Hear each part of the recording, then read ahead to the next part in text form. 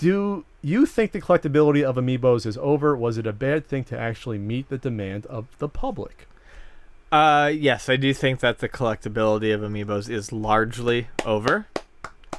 And I don't think that's a bad thing at all. I think that only depends on where you're coming from. If you were in this from the beginning as some sort of investment, then yes, it was a bad thing to meet the demands of the public. But in general, for a business and for the consumer, it is not a bad thing to meet the demands of the public. The public gets what they want, and they get what they want by giving you, the company, money for the item, good, or service. So no, it wasn't a bad idea to meet the demands at all.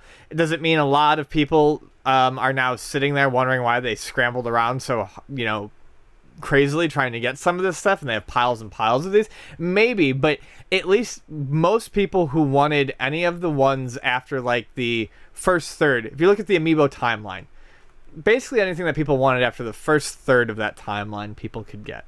There were still ones that were hard to get, like Mega Yarn Yoshis and stuff like that. But most people were able to get what they wanted, and that's only a good thing. And they re-released those like kind of hard to find ones like Wii Fit Trainer. I don't think they ever did Wii Fit Trainer, but they did do a lot of them. Like Big Mac, Little Mac. Little Mac got a re-release. Falcon got a re-release. Some of the Fire Emblem ones got re-releases. Villager got a re-release. So in the end, I think most people got what they wanted, which is their cute little shelf candy with Nintendo characters on it that are well done.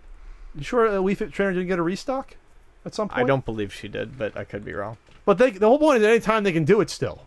Yes. They can do it still. And that's the problem with that. When you have a speculative market on new items, like with, hate to say it, Beanie Babies, which was ruined by a speculative market because people didn't actually want those fucking things to play with or display. No. They bought them because they think they're going to retire on them, and they were all fucking ruined by it. Same thing can happen with this. Yep. And so... But the good news is that the people that actually wanted to play with or just to have, they ended get up what they want. them. Yeah.